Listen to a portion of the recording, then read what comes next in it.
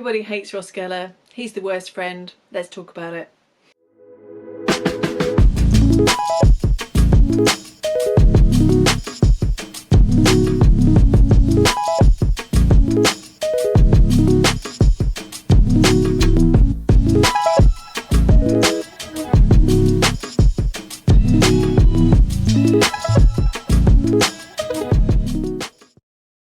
Hi everyone, I'm Rosie Blythe. I'm the author of the Princess Guide to Life book series, and on this channel we talk about everything, books, spirituality, finances, all kinds of stuff. And today I am continuing my mini-series on Friends and why each of the characters is both the best and the worst. And why do I get the feeling that so many of you have been waiting for this one? Everybody thinks that Ross is the worst friend. He regularly kind of tops the polls for the most hated friend and the one that people really think is the worst guy. And obviously I will be making a counterpart video for why I think he's actually the best friend, but today we're going to do a deep dive into why he is the absolute worst. So let's get into it. Why is Ross so awful? Hi, I couldn't help but notice, but that's an unusual necklace. You already hit on me an hour ago. Right, so that's a firm no. So Ross is creepy. He's probably the creepiest of the three guys. I mean, Joey is a predator. Chandler sometimes expresses his inner teenage boy at really inappropriate moments. But Ross is consistently creepy when he meets women, when he tries to talk to women, when he interacts with them. By the way, if it makes you feel any better, I happen to like 8-year-old boys. What? I mean, your hair, before, your hair, you said you thought that your hair looked like an 8-year-old boy's, and I'm just saying I like it. The hair. Thanks. You understand, I don't actually like 8-year-old boys. When he tells Isabella Rossellini that he's allowed to sleep with her, it's like, she still needs to consent to that, Ross. I was wondering if I could maybe buy you a cup of coffee. Or reimburse you for that one. Aren't you with that girl over there?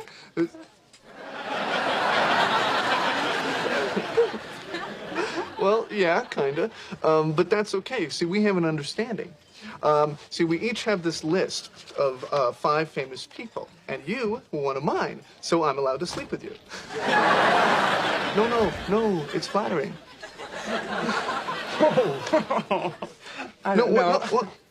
Wait, Isabella.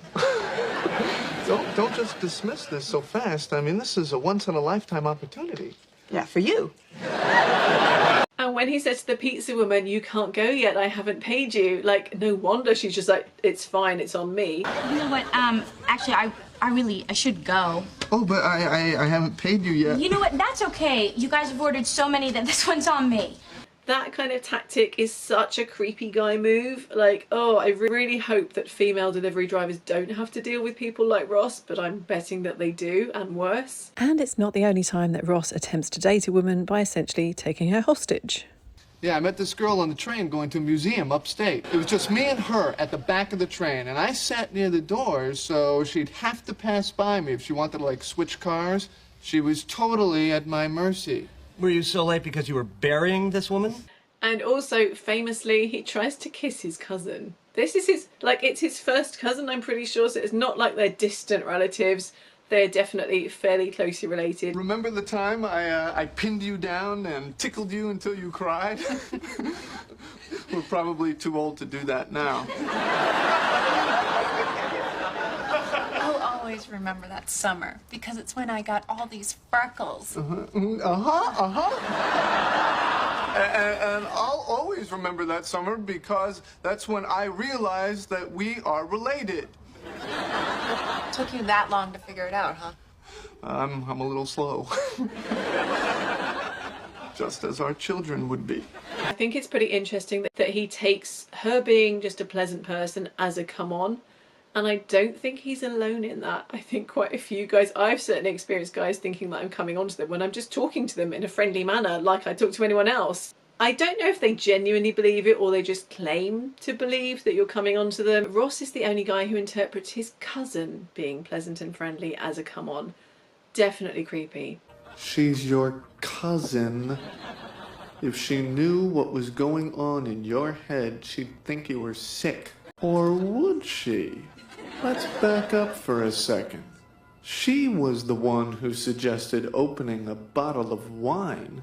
She was the one who turned down the lights. She was the one that wanted to rent Logan's Run, the sexiest movie ever. Oh, I know that book. Forget it. I want it. She wants it. I'm going in. This poor woman can't even have a relaxing movie night with her cousin without him somehow interpreting that as a green light. What the hell are you doing? Also, when he sees Rachel naked in her own apartment, he assumes that is an invitation for him to go over. Oh my God, that's Rachel naked. I can't look at that. I am looking at this. Okay, vivid colors, expressive brush strokes. Unless she wants me to be looking at that. She knows I'm home. She knows I can see her. What kind of game is she playing? I think maybe someone's lonely tonight. Oh, so you weren't trying to entice me just now with your nakedness? Oh, God, you saw me? I know a lot of people also hate it when he points out to Rachel that he's seen her naked before, so he can just picture that whenever he likes. You know, I can see you naked anytime I want. What? All I have to do is close my eyes. See? Woohoo! But I think you could argue that this is just harmless banter between two people who are pretty comfortable with each other. What do you reckon? It's one of my rights as the ex-boyfriend, huh? Oh yeah. Cut it out! And famously, Monica's first kiss is with Ross. He thinks it's Rachel. I know a lot of people hate Ross. I think we don't hate Ross enough. The night you kissed Rachel was the night I kissed Rachel for the very first time. You kissed her that night too? 2 guys in one night? Seriously, where did this happen? Okay. After you told me she was passed out in our room, I went in there to make sure she was all right. She was lying on my bed, all buried in people's coats. Well, I went to kiss her on the forehead, but it was so dark, I accidentally got her lips. I started to pull away, but then I felt her start to kiss me back. It was only for a second, but it was amazing. And now I find out that you kissed her first. Because it's so creepy to find a girl who is unconscious. I mean, asleep, but like it's a party. She's passed out, so probably drinking involved. And to kiss her. And his whole like, oh yeah, I was trying for a forehead kiss, but I got her lips. Come on now, Ross. That's not true, is it? You went for the lips. I think if you're doing something to somebody that if you tried to do it when they were awake, they'd be like, oh, what are you doing? Why are you trying to kiss me? You cannot do it to them when they're asleep. That is the rule. And at that point in their relationship, Rachel would not have been okay with even a forehead kiss. So Ross was completely out of order to do this anywhere. Anywhere on her face or anywhere else. And I'm afraid that lying about being masseuse is also incredibly sleazy. Can I help you with something? Well, I don't know. Are you a masseur? Yes, I am. But it did result in one of my favourite Ross moments. Oh, that's soft.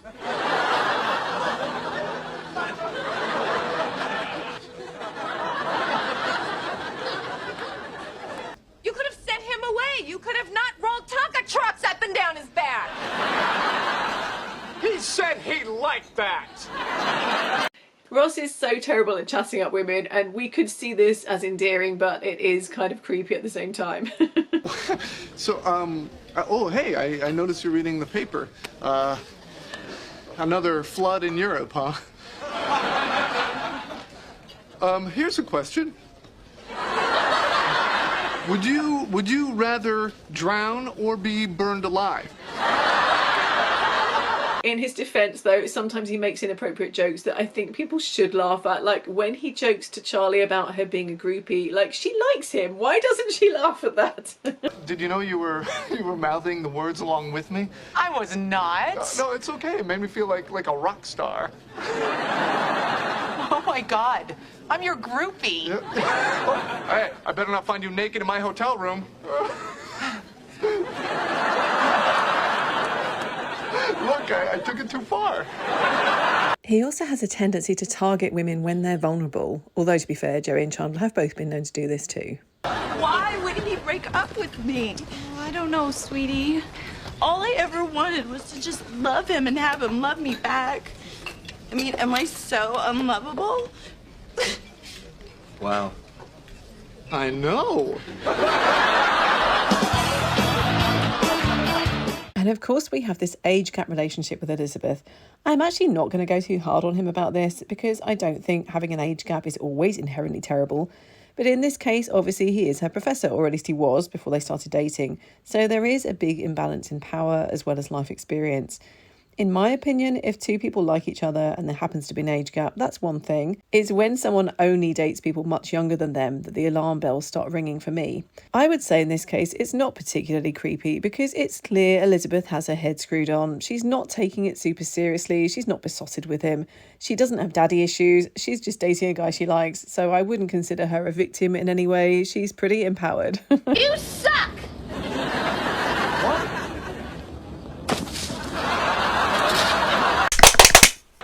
Done. With time to spare. Ooh, this may be a new world's record. You know, I hate to lecture you guys, but it's kind of disgraceful that a group of well-educated adults and Joey can't name all the states. You ever see a map or one of those round, colorful things called a globe? Magellan, you got 46 states. What? That's impossible. So Ross is very bright, obviously. He has a PhD, he's a paleontologist, he's achieved a lot of his career goals at a very young age. He skipped a grade. So we know he probably has like a high IQ, does very well academically, but that doesn't actually make him smart. And it certainly doesn't make him as smart as he thinks he is. Delaware. All right. I want my turkey now. You got Nevada twice. I know. Yeah. It's very interesting and probably quite realistic that Ross is somebody who really prides himself on being very scientific and very logical, but it means that he fails to understand things that don't fit into his very narrow worldview. And it's stuff like he thinks it's crazy to talk to the baby in the womb because, like, he thinks that they can't hear. Hey, Yertle the Turtle, a classic. Actually, I'm reading it to the baby. The baby that hasn't been born yet? Wouldn't that mean you're crazy?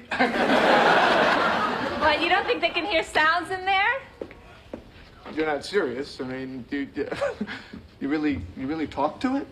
Like, this was not new information in the 90s. I'm pretty sure it had been around for a while. I'm going to check when I edit this. And apparently 1948 was the year it became widely known and accepted by the medical community that babies could hear while they were in the womb, although there was a paper suggesting it back in 1925. So although we could blame the Friends writers for not doing a huge amount of research into the subject, it seems like Ross really should have been aware of this. It's really weird that he dismisses this. And I don't know if it's just because it's somebody telling him about something that he wasn't aware of. He thinks, oh, that can't be true then. If I didn't know about it first, can't possibly be true. I think Ross lumps this kind of stuff into the category of woo-woo. He's talking to it. I just think I should get some belly time too, you know? I mean, not that I believe any of this. Oh, I believe it. So, priding himself on being a scientist, he can't accept it. But being a scientist, he should probably know that things like electricity and quantum physics sound like something happening on the spiritual plane to someone who just doesn't understand things. And dismissing something because you think it sounds silly is like the least scientific attitude of all time. Just ask Galileo. And he also doesn't believe in hypnosis. And again, this is very well documented as a thing that does work. On, it's a hypnosis tape. This woman at work used it for 2 weeks straight, and she hasn't smoked since. What's your problem? Nothing. It's just that hypnosis is beyond crap. And so again, I think he thinks that because it's not part of his particular area of expertise, it must just be rubbish and other people are just making stuff up, because if it was real, he'd know about it. And it is very funny when Phoebe kind of takes him to task about this. He has such a deep-rooted need to make everyone else agree that he is right about everything. And if anyone disagrees, it must be because their logic is not as well thought out or as valid as his. Look, can't we just say that you believe in something and I don't? No, Phoebes, we can't. Okay? Why not? Because What is this obsessive need you have to make everybody agree with you? No, what's that all about? You know what? I think maybe it's time you put Ross under the microscope. I'm not denying evolution, okay? I'm just saying that it's one of the possibilities. It's the only possibility, Phoebe. Okay. Ross, could you just open your mind like this much? Okay? Now, wasn't there a time when the brightest minds in the world believed that the Earth was flat? And up until, 50 years ago, you all thought the atom was the smallest thing until you split it open and this, whole mess of crap came out. Now, are you telling me that you are so unbelievably arrogant that you can't admit that there's a teeny tiny possibility that you could be wrong about this? There might be a teeny tiny possibility. Deciding what is and isn't possible based on the point of view from a human, human beings, we don't know anything. We don't know where we came from. We are not the scientist in this scenario. We are the bacteria in the petri dish.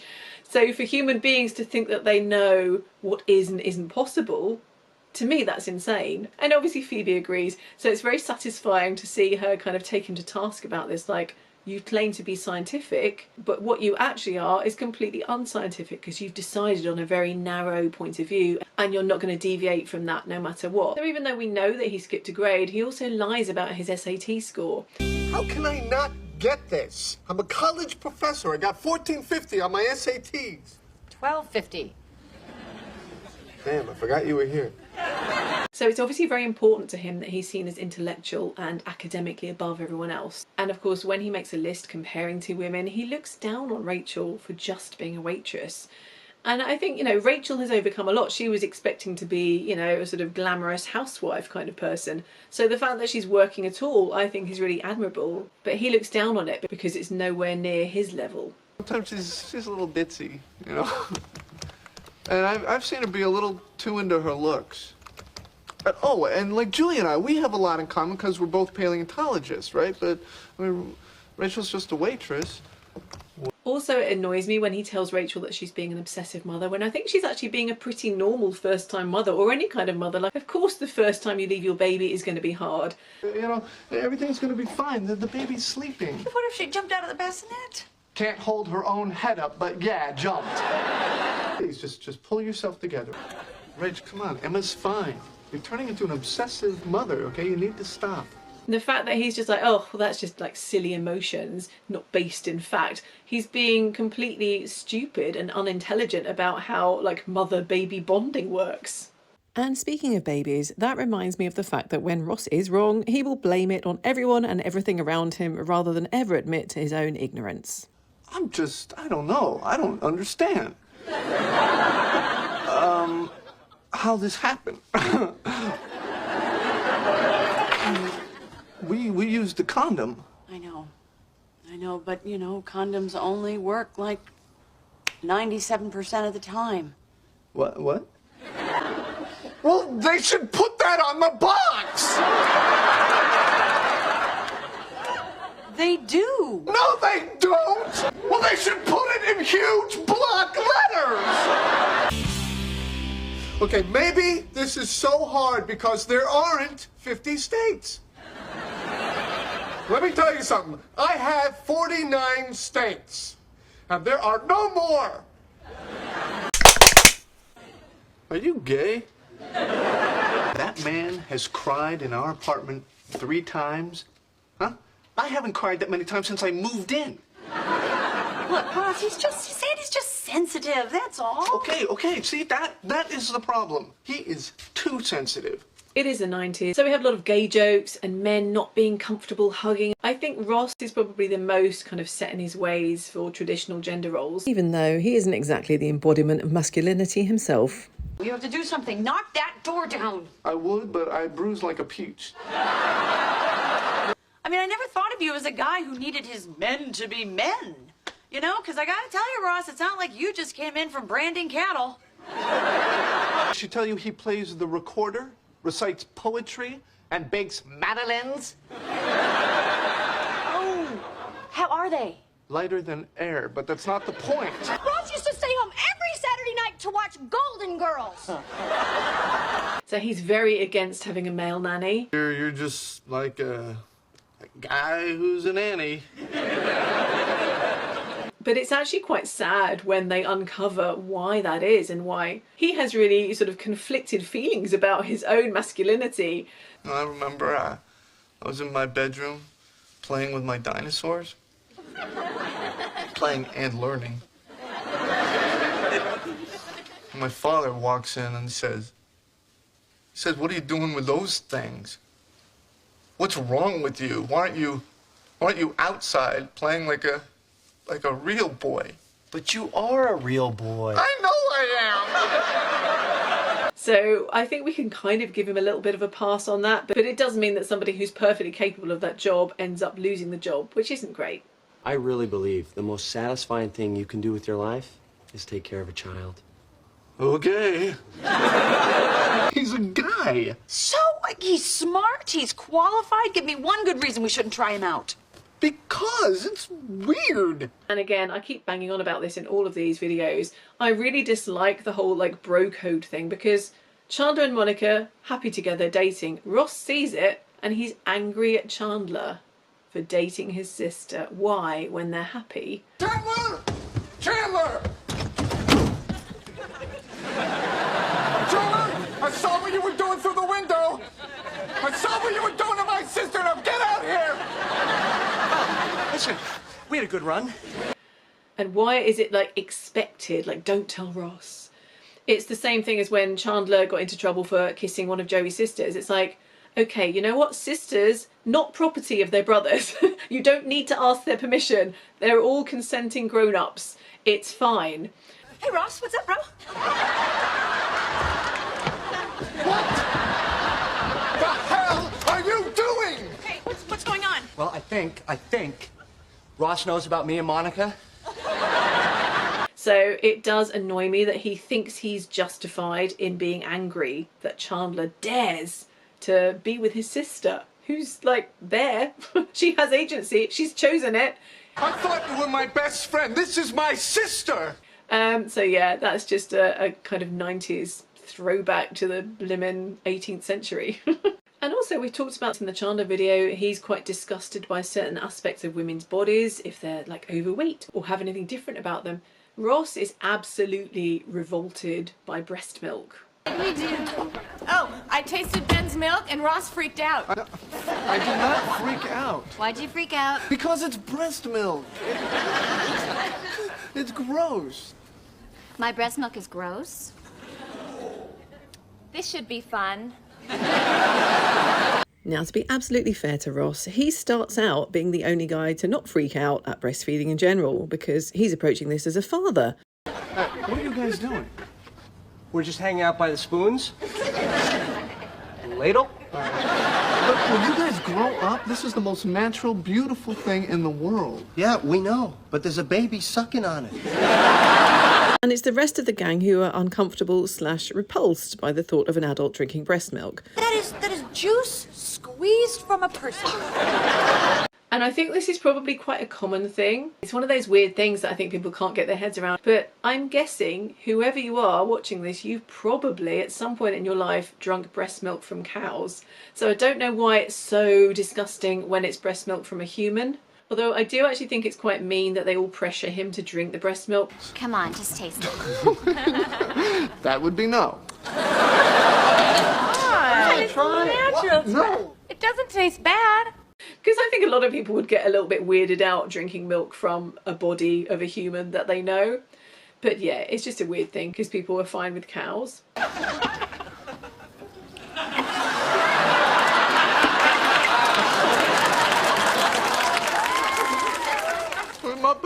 And you see this kind of old-fashioned view of gender roles when he has a son. I think probably a lot of people, this is when it comes out that they don't feel comfortable with their kids playing with particular toys. And here's his Barbie.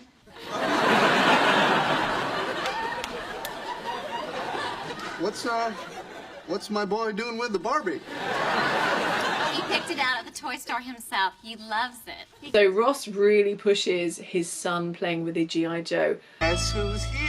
It's the toughest guy in Toyland, Ben. Real American hero. I'm G.I. Joe. Drop the Barbie. Drop the Barbie. Although rewatching Friends, I did kind of wonder if maybe Ben was playing with the Barbie. Maybe the Barbie had been pushed on him in slightly the same way from his two mums. Possibly. I don't know. What do you think about that?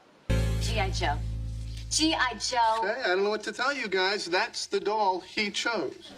If you've ever been shopping with a parent and their small child, you may already have noticed that kids are sometimes steered away from or towards certain things, and then the narrative becomes, oh, they picked this one out, they love it.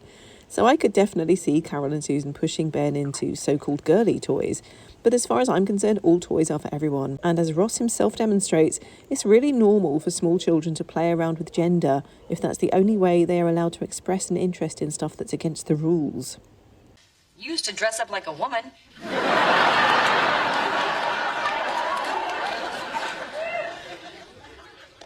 What? We used to dress up in Mom's clothes all the time. What are you talking about? The big hat, the pearls, the little pink handbag. Okay, you are totally making this up. How can you not remember? You made us call you B?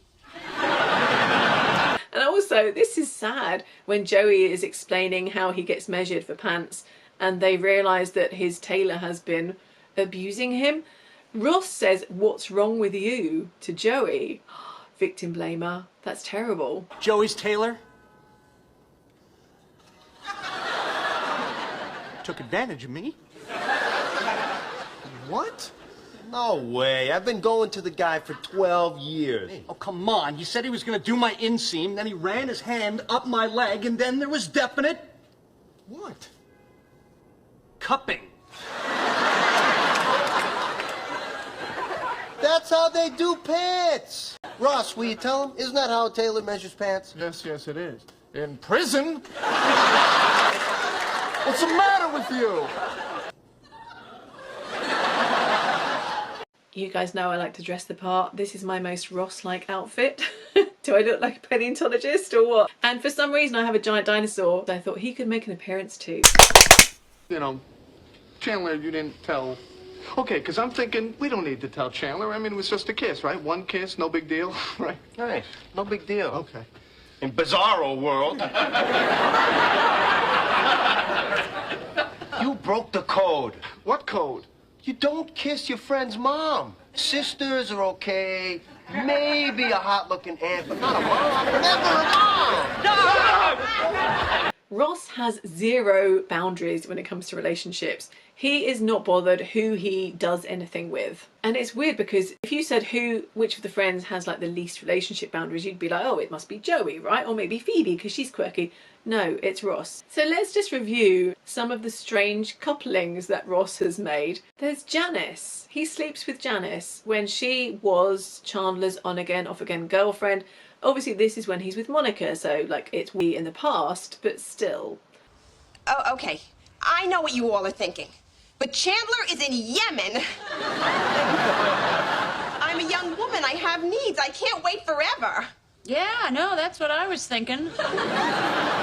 He does kind of bring up the bro code thing, but I think that's just for us to have a little comedy bit with Chandler laughing at it. I don't think Ross is actually bothered about it. I just wanted to tell you something before you heard it from someone else, and I hope this isn't too weird, but I had a thing with Janice.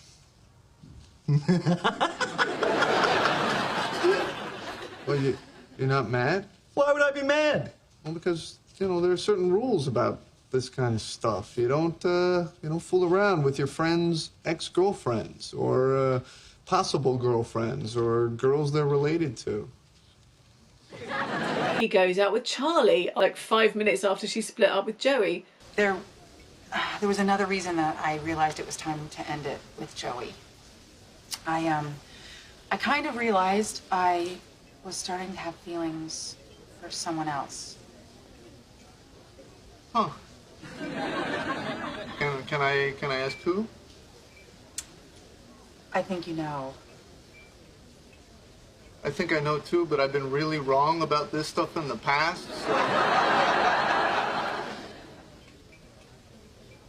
To be absolutely fair to Ross, he does feel bad about this and tries to stop. I'm sorry, we can't. All right, all right. I mean, you just went out with my best friend, you know? I just think it would be a really, really bad idea.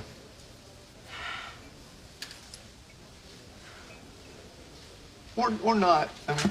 But the lure of a beautiful paleontologist is too much for him to resist. And I think possibly worst of all, he kisses Chandler's mum. Or rather, she kisses him, but he lets it happen. Please. No, really, come on. You're smart, you're sexy. Right. Oh, kiddo. You're gonna be fine, believe me.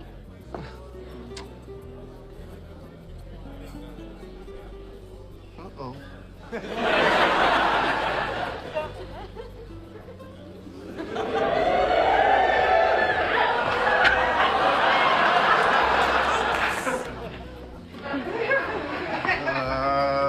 I'll just pee in the street.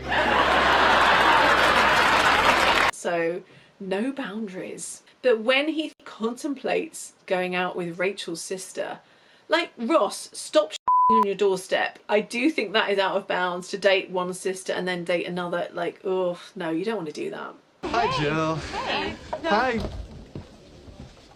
Rachel. Rachel. You're not at home. You're right here. Yeah, I know. And I bet you thought it would be weird. But it's not. I think that Ross was crazy to think that Rachel would be okay with him going out with Jill, but he does immediately agree to end that relationship when she vetoes it. So he's not 100% terrible in that situation, he was just clueless to think that it was a good idea in the first place.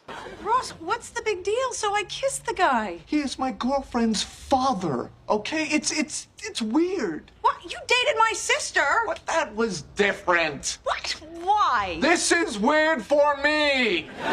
It is very sweet when he invites Carol over to join his date, and it's obviously there's unresolved issues and stuff, but he was a pretty terrible date to the woman he was with. Who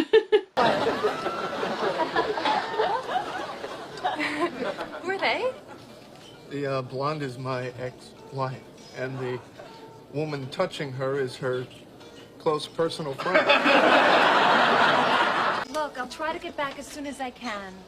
I'm sorry. I'm spending most of my time. Hey, do you think...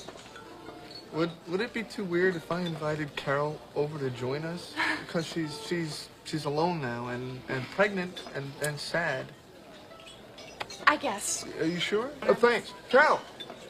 You want to come over and join us? Also, Ross is terrible to invite Rachel on his honeymoon. Of all the women in the world, and obviously this really is the nail in the coffin for him and Emily. The way that the scene is written, it kind of seems quite natural, you know, like she's at a loose end, he's all alone and gonna, you know, he has these tickets to Greece, so it's like, it's sort of plausible that he could ask her. No, you know what? I think you should go. What? Yeah, I do. I think you should go by yourself, get some distance, clear your head. Oh, I don't know. Oh, come on, Ross. I think it would be really good for you. You know what? I am gonna go. Good. Why not? Right. Right? Right. You know. Thanks. Okay, I'll see you back at home. If I ever get a flight out of here. Hey, well. What? Wait. What? Why don't you come? I mean, I have 2 tickets. Why not? Oh, Ross. I really. I mean, you can lay on the beach and I can cry over my failed marriage. You see how I make jokes? But in reality, I think anybody would just point out that that's a terrible idea. And it was also, I think, pretty insensitive of him to invite Rachel to his wedding and then press her to come. Like, I mean, fair enough, send an invite so that it's out there, but don't put pressure on somebody to come when they're clearly not comfortable. I can't believe you're not going to be there. I know. So Come, why don't you come? What? To London. Come to London, please. It would mean so much to me. Yeah, well, I gotta work. I'm sorry. Oh, why can't you take a couple of days off? Because I can't, Ross. I told you. No, I can't. This is my wedding. All right, you know what? Now we really are late. Let's go, let's go, let's go! Fine, you'll watch it on video when we get back. I think this is basically a mismatch of understanding where she's declining because she doesn't want to watch her recent ex get married, even though she's suppressing her feelings for him, while he is all excited about his new relationship and is just like, oh, why is my good friend Rachel not bothering to make the trip for my wedding? She's going to miss it. When he gets engaged to Emily, he doesn't try too hard to rub it into Rachel. He sort of does hold back a little bit, I think. He tries to be kind, but he's also pretty patronising. Definitely took me by surprise, but you know, I'm okay. Yeah? Yeah, you know. Okay. I just wanted to check. Oh, that's sweet. Thank you. Oh. You're great. And I know someday this will happen for you, too. You just hang in there. Hang in there. Oh, no, I didn't mean... I mean, maybe you have not heard of a little serious relationship called me and Joshua. And that T-shirt you sleep in, I'd like that back, too. Yes, I do. You know how much I love that T-shirt. Oh, you are a petty man. You are a petty. He is indeed a petty man. I think this is one of the funniest things about his character, though. He is petty. You are so just doing this out of spite. Aw, no. I'm gonna wear this all the time. I love this shirt. You have not worn that T-shirt since you were 15. It doesn't even fit you anymore. Oh, yeah. Oh, okay.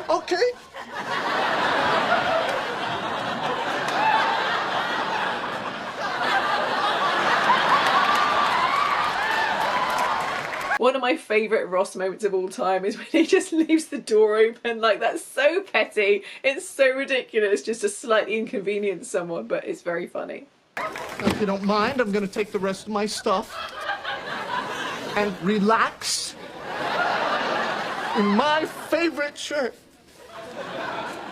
You have a pleasant evening.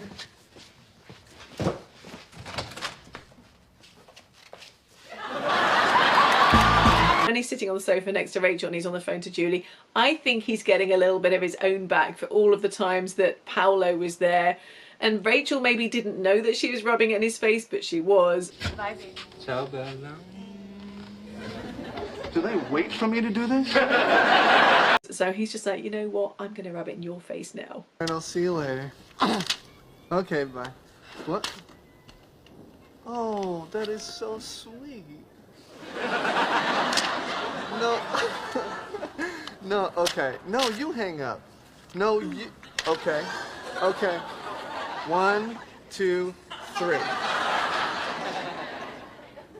Well, you didn't hang up either. She didn't hang up. Also, he's all over Bonnie in front of Rachel, and that's not very long after they break up. I assume the happy couple isn't up yet. Did you guys hear them last night? Oh, yeah. I don't know what they were doing, but at one point, sea turtles actually came up to the house. Good morning. Hey. Hey, how'd everybody sleep? Oh, great. Like a log. Us too. I'm going for a walk. So I think he does quite enjoy sort of getting a little bit of his own back and showing how happy he is with someone else. And it's super uncomfortable to be in that situation. So yeah, he's pretty unreasonable there. Ross does have a hard time with Carol and Susan, but it's pretty petty of him to say that he's going to tell them that Ben said daddy even if he doesn't. It's Ben and his dada. Dada. Can you say dada? Oh. Look, I'm going to tell your mommies you said it anyway, so you might as well try. I'm sure there are lots of people who would do this in reality though. I always find it quite strange when parents get competitive about like the baby saying their name first, because like, fair enough, if you're separated, maybe that pettiness is going to be more justified. But like, if you're in a loving relationship, like, you should be wanting the other person to be happy, surely. He pulled himself up. Standing man. I'm sorry you guys missed it, but I did tape it, so if you guys want to see it. We know. He already did it last week. You can watch our tape if you want. I think he's petty in general to Carol and Susan, but to be fair, that is his ex and her affair partner. And they do not treat him well, so I'm going to give him a bit of a pass on that. In the very first episode, Ross is a downer. Hi. This guy says hello, I want to kill myself. And yes, maybe he does have good reason to be gloomy. I just feel like someone reached down my throat, grabbed my small intestine, pulled it out of my mouth, and tied it around my neck. Cookie? Carol moved her stuff out today. And you never knew she was a lesbian. But he does tend to be this dark cloud that just goes around being miserable and making everyone else miserable. Like, his gloom always just permeates every atmosphere and just brings everyone else down. And I was like, I would find it very difficult to be around someone who's like this. It's like, let everyone else be happy. Like, everybody else doesn't have to be miserable just because you are. Came in the mail today. It's 72 long-stemmed red roses, one for each day that I've known and loved Emily, cut up into mulch. I think I'm gonna go wander out in the rain for a while. But it's not raining. I can't catch a break. So it's just as well that Janice kind of gets the worst of his whininess, because I think the others just wouldn't be able to cope with it. I opened up to her about all the terrible stuff that's been happening to me. I mean, I talked for hours. It is amazing to have someone give you such focused attention. You don't need Janice for that. You've got us. Then the duck gets the nutter butter. No! I think Janice is actually very nice but firm in dumping him. First my marriage falls apart, and then I know. And then you lose your apartment, and then you lose your job, and then your ex-wife gets married so fast, and now the coffee, Ross, we need to talk. Okay. Sometimes I feel... No. I'm going to talk. I believe that the sun has set on our day in the sun. He is going through a really hard time. I mean, everything, his whole life is essentially fallen apart at this point, so it is understandable that he needs a shoulder to cry on and a sympathetic ear. But he's not going to get it with his friends, is he? Because they're going to be like, shut up, Ross. He probably should be speaking to a therapist at this point. I told you how I'm on sabbatical from work, right? Yes, you did. Oh, man. What is wrong now? This isn't what I ordered. Man, can't anything go right in my life? Also, I think Ross just doesn't know when to shut up. And after the breakup with Rachel, of course, he does start getting left out and he ends up moaning to his ex-wife about it. I think it's fair enough, actually, that she should have to listen to somebody's whining, because his friends probably had to hear him whining when they broke up. So Rachel and I broke up. God, Ross, I am so sorry. Yeah. You know what? I want to talk to you about this so much, but we should probably do it when we can really get into it. You free for dinner tomorrow night? Oh, yeah, I'd love that. Me too. I guess it all started when Rachel got this new job. And also, Ross is the first one to start booking up the others so that they come out with him instead of Rachel. And then he acts the martyr when they do start going out with Rachel as well. So that's not fair. Okay, I'll tell you tomorrow. Okay, bye. So they all took off. It was pretty hard watching them go, you know? Yeah, okay, fine. And he does plonk himself at Carol's and have no sensitivity that she wants him to leave when it's her special occasion. Ooh. Is this a bad time? Yeah, actually, Susan's gonna be here any minute. It's kind of an anniversary. Oh.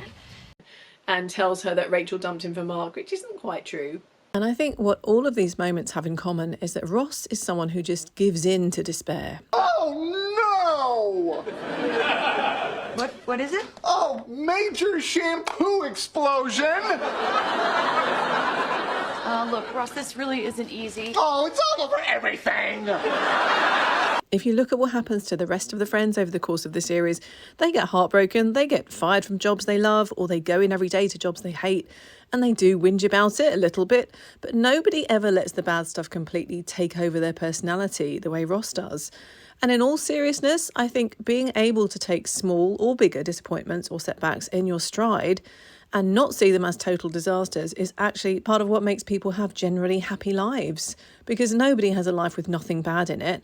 But you could have a pretty great life and focus on the bad and convince yourself your life is terrible. And I think that is actually what Ross does a lot of the time. I just don't want my tombstone to read Ross Geller, 3 divorces. Don't be worried about that. Your tombstone can say whatever you want it to say. It can say, Ross Geller, good at marriage.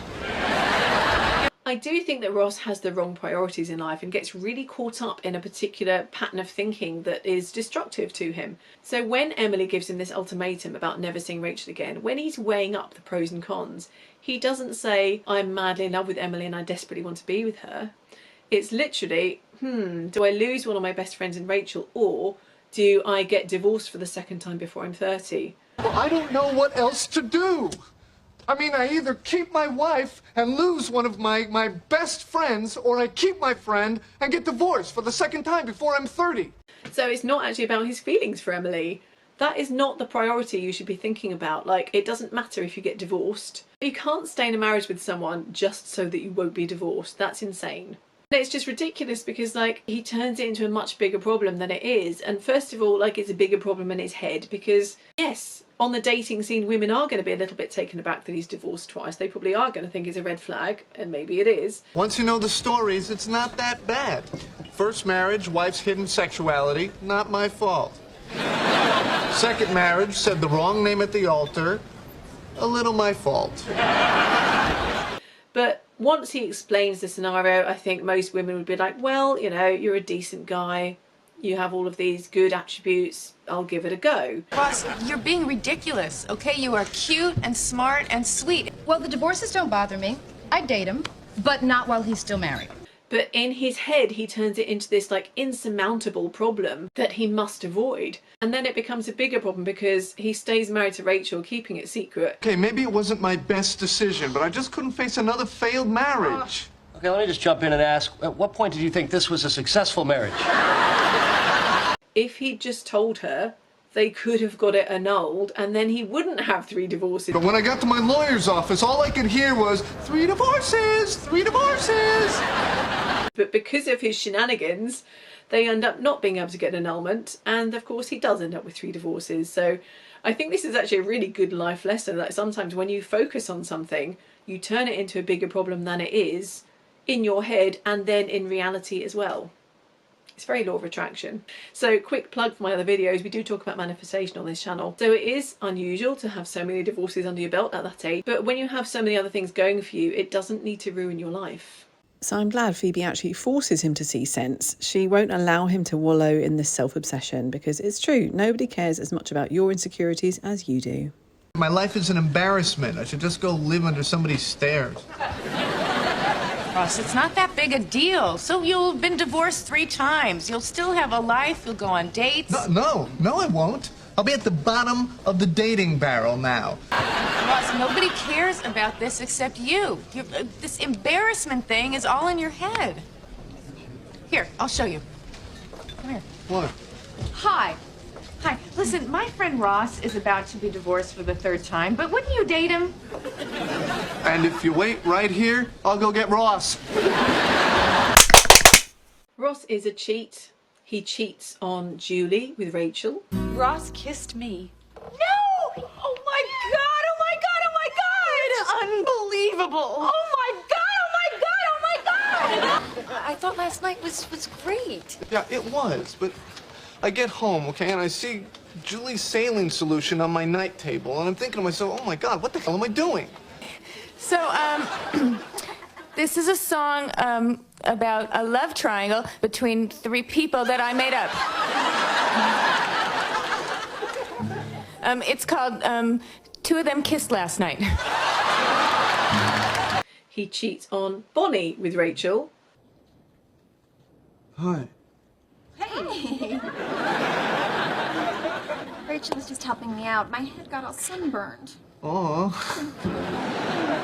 Thanks a million. Oh, you're welcome a million. Okay, I'll be in her room.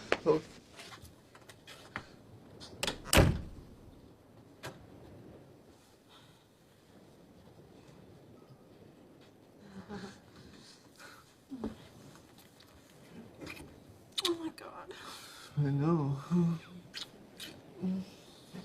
He kind of cheats on Emily in that he has an emotional affair with Rachel, or at least can't let go of her. And the show kind of worked hard to convince us that Emily was being overly insecure and paranoid. Is that what you want? Ross back with that controlling, neurotic, crazy Emily? The Emily that wouldn't let him see you? No. But if you look at it from her perspective, this guy love-bombed her, said his ex-girlfriend's name at the altar, then tried to take that same ex-girlfriend on the honeymoon with him. So then Emily decides to give him one last chance, but he'll need to draw a line under the past and stop seeing said ex-girlfriend. And he can't do it. I would have been out of there too. I think Emily saved herself a lot of heartache by seeing Ross and Rachel's emotional entanglement for what it was. Poor Mona also got caught up in this dynamic and honestly stayed too long in a relationship where she always came second to Rachel. And it is sort of excusable when Rachel was pregnant with Ross's child at the time, but if it hadn't been that, it would have been something else, because Ross and Rachel were essentially having an emotional affair. In my opinion, anyone who continually puts their ex ahead of their current relationships is never going to be happy unless they either cut off that ex or get back together with them. I said what I said. So actually most of his cheating is just him being obsessed with Rachel and not being able to really commit to any other women. And this comes back again to Ross having zero boundaries when it comes to relationships. If you're not sure what an emotional affair is, I'd say hugging Rachel while he's on the phone to his wife, telling her he won't see Rachel anymore, definitely qualifies. So it's ironic that the only time he technically wasn't cheating was when he and Rachel were on a break. What's that? It's from Ross. It's a love bug. Wow. Somebody wants people to know you have a boyfriend. Oh no. That's not what he's doing. He's just really romantic. 1, 2, 3. Congratulations on your first week at your brand new job. It won't be long before you're the boss. And you know who will be there to support you. Your one and only boyfriend. It's nice to have a boyfriend. Your loyal, loving boyfriend, Ross. Now here's the thing that most people will cite when they're talking about how awful Ross is, and that is he is overly possessive and insecure and jealous and all the rest of it. I think Ross's worst moment is when he tells Rachel that he doesn't like her having a job that doesn't involve him. I don't know, I feel like lately, you're slipping away from me, you know, with this new job and all these new people and got this whole other life going on. And I know it's dumb, but I just hate that I'm not a part of it. The fact that she has something going on in her life that doesn't involve him and he doesn't like it. I guess the only thing I can say in his defense is at least he's honest about it. I think a lot of guys wouldn't kind of be able to articulate that and put it into words. They would just be really passive aggressive instead. So he's trying to kind of deal with his feelings, but the fact remains he is ridiculously possessive. But my work, it's for me, you know? I'm out there on my own and I'm doing it. And it's scary, but I love it because it's mine. But, I mean, is that okay? Sure. But he likes her available in the coffee shop where he can keep an eye on her. And I think it's so important for her that she's finally got this job that she cares about, and he just cannot hear what she's saying when she's like, I am too busy. He just keeps showing up, and I think that would be incredibly annoying. Hi. Oh, my God. What are you doing here? Well, you said you couldn't go out, so... You brought a picnic. Ugh, what a boyfriend. Ross, honey, this is very nice, but I've got a crisis. Yeah, but I've got couscous. And if you watch this scene totally out of context, if you didn't already know the characters, I think you'd probably assume this guy is some sort of toxic partner who's actively trying to sabotage his girlfriend's career. It doesn't matter whether your intentions are good if your actions result in someone's life being made much harder because of you. See, 038 is not the number for this store. 038 is Atlanta.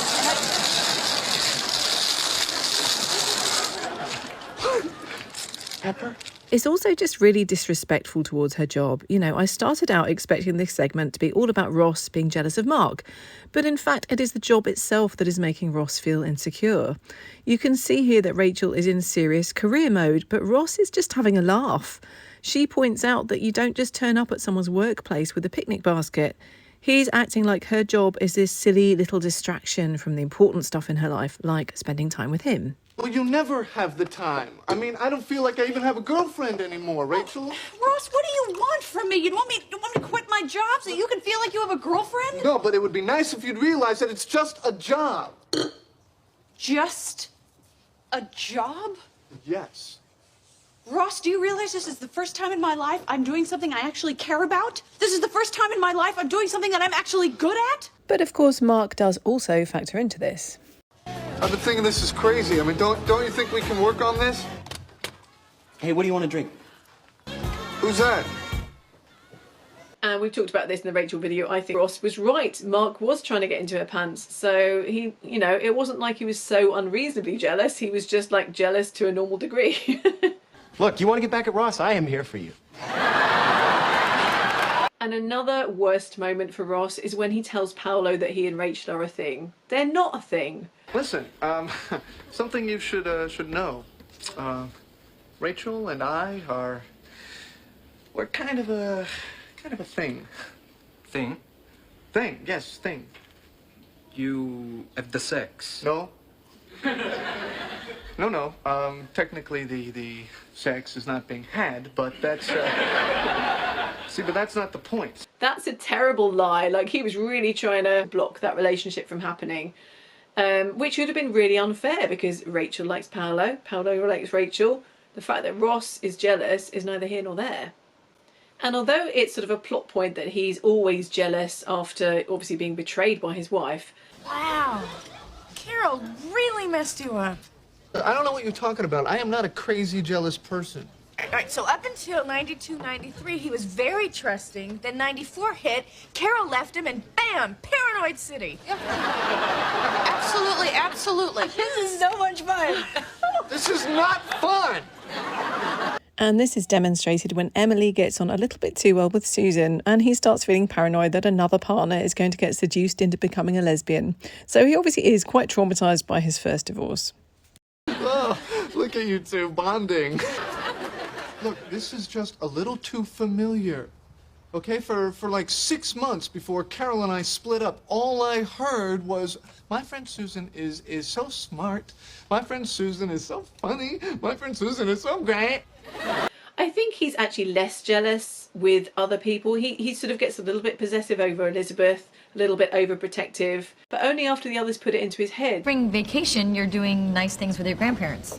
Spring break, you're doing frat guys. I think Elizabeth is a little more serious than spring break. All right, I mean, come on, she's taking my class. And slept with the professor. I'm gonna call her. Yeah.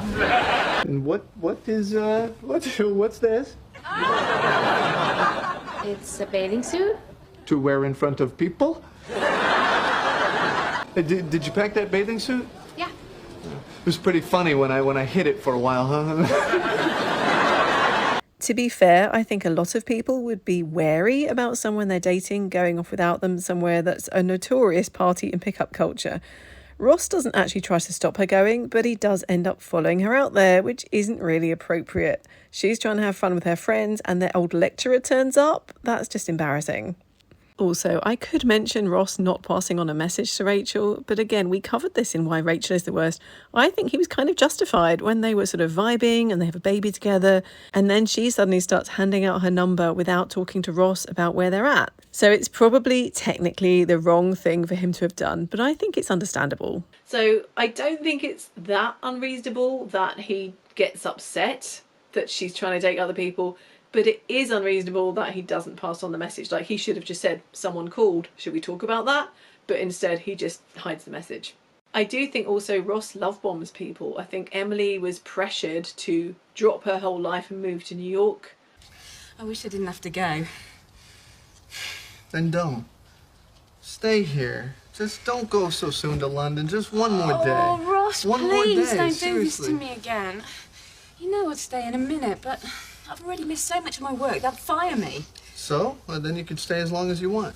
While we're on this subject, I've just realised we have another example of Ross telling a woman that her job doesn't matter and she should just drop it to be with him. Interesting. He obviously doesn't have a problem with dating smart career women because he's always super interested in his fellow paleontologists, but maybe that's because they have a job in common. Maybe that's the only kind of job he values because it's the same as his.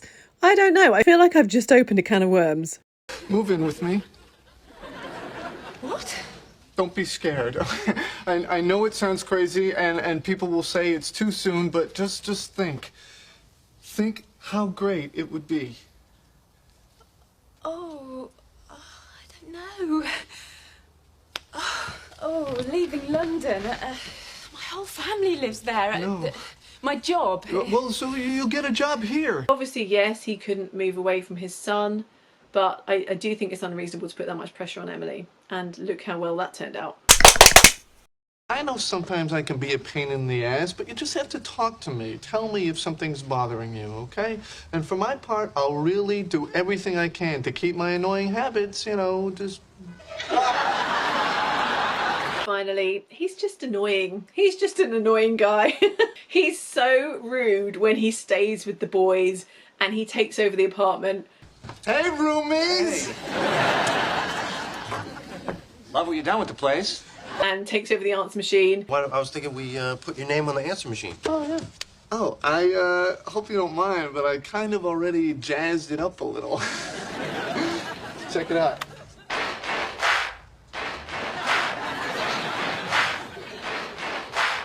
We will call you back. And tells them what to do. Yes! Fellas?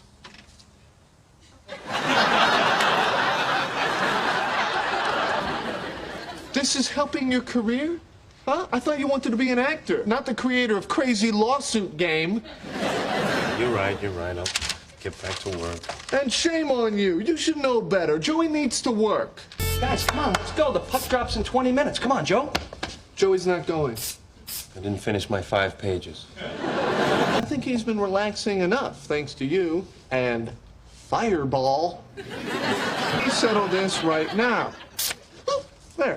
Now, no one's going to the game. You can't act like that. That's completely unreasonable. No matter how much your friends love you, they're going to get annoyed if you do that. And there are numerous occasions where Ross is incredibly annoying. When it's Emma's first birthday and he and Rachel insist that no one's allowed to leave. They have jobs to go to. They have trips that they've booked tickets for. Like, no, you can't do that. Well, if you're leaving, I'm definitely gonna go. No, wait! If anybody gets to go, it's us. We've been complaining the longest. No, wait, you guys, no, you can't leave. Joey, you're in charge, okay? You make sure nobody leaves. Got it. He insists that everyone should come to the hospital when Carol is giving birth to Ben. And I don't know why, I think this is just a sitcom thing. I don't think anyone actually does this in reality, but like, it's boring for them. They don't really know Carol that well. Like, I'm sure it's very meaningful that their friend is having a baby, but like, it's a very boring period of time for them. Not tonight, honey. I got an early day tomorrow. And it must be extra pressure for Carol. Does she really want all of her ex-husband's friends, who she doesn't know that well, waiting while she gives birth? I don't think many women would want that, so I don't know why he's like, yeah, let's all go. That's crazy. All right. There's a few too many people in this room. There's about to be one more. So anybody who's not an ex-husband or a lesbian life partner, out you go. Also, I think it's quite interesting that the reason Ross doesn't hear Rachel when she tries to get his attention at the airport is because he's rudely doing his tapes. 我的风筝有长长。 All right. 你小什么？ Ross! Pardon me? Hi. May I see your boarding pass? No, I don't have one. I think that's quite rude. He's not interacting with the people that he's even like handing his ticket to and stuff. Can a guy send a barbershop quartet to his girlfriend's office anymore? So he's fine with Rachel working in a coffee shop, but when she has a job that she actually cares about, suddenly that is unacceptable. But like, she has to go to boring museum stuff. Even on their first date, they were at the museum. I can't believe this. Look, Homo habilis hasn't even learned how to use tools yet, and they've got him here with clay pots. Why don't they just give him a microwave? I'm sorry this is taking so long. You know, it's just longer than I expected. We will have dinner, okay? It's okay, it's fine. Carl! Rach? Oh. I'm done.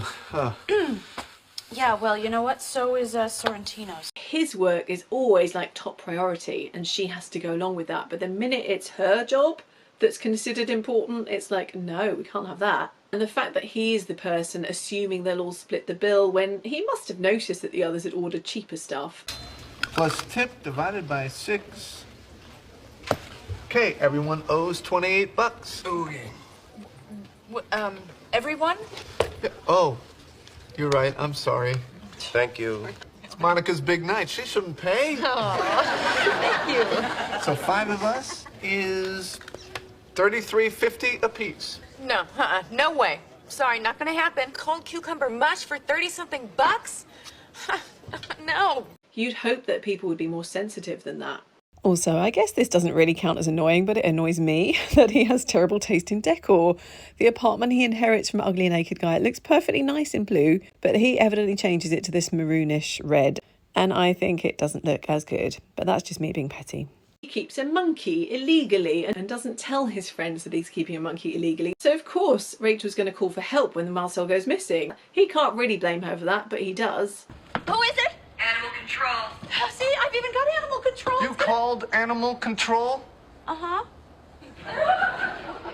Why? Do you not like them? Marcel is an illegal exotic animal. I'm not allowed to have him in the city. If they find him, they'll take him away from me. Oh, okay. Well, now, see, you never, ever told us that. That's right, because I didn't expect you were going to invite them to the apartment.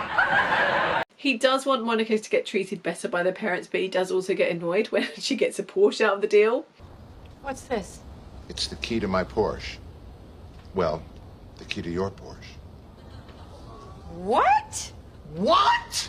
Obviously, he and Monica, we've talked about this before, that I think siblings get locked into certain dynamics when they're children, and then when they're grown up, they continue those same patterns. And we see this with Ross and Monica. He does seem to bring out the bratty side in both of them, but especially Ross. I think he's a very annoying person. He should be more respectful when he's staying in his sister's home. What's going on? Your boyfriend has been in there for over an hour. Can't believe it. It's like I'm living with him again. He's here when I go to sleep. He's here when I wake up. He's here when I want to use the shower. Ugh. I feel like I'm 16 all over again. All yours. I hope you cleaned your hair out of the drain. I hope you clean your hair out of the drain. Shut up. Shut up. Cut it out. Me.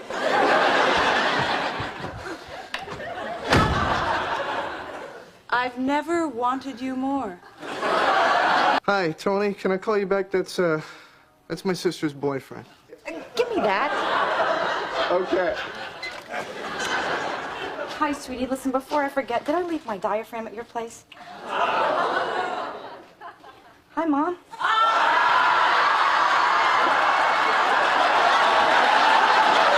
I want to watch Entertainment Tonight. Tough noogies. We're watching Predators of the Serengeti. You guys stop. It's my TV. What? Quit it. Bite me. Oh, my God. Well, Monica keeps changing the channel. Oh, that's great. Why don't you tell Mommy on me? You know what? What? If you really want to watch that Serengeti thing, we can. Oh, okay. And also, when Ross won't admit that Chandler did let him win, that's low. You gotta let me win. No way. If anything, you have to let me win. My wife thinks I'm a wimp. Hey, at least you have a wife. I keep getting divorces and knocking people up. Please, she's watching. Fine. Oh, no! Oh, yeah! Listen, I got a secret for you. I let him win. Is that a secret or a lie? No, I let him win. Ross! Yeah? Would you tell her that I let you in, please? Oh, yeah. Chandler let me win.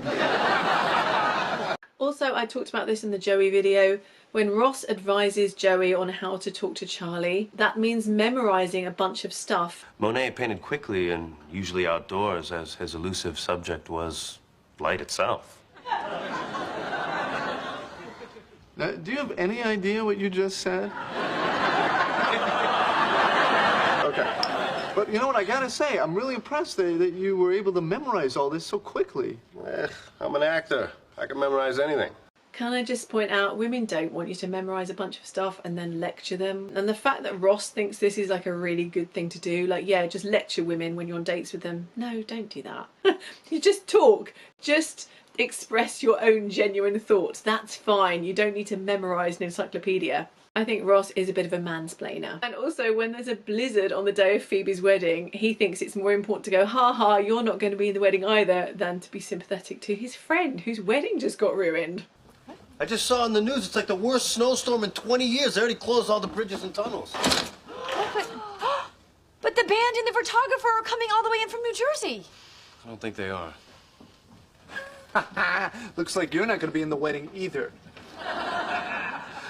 So sorry, Phoebes.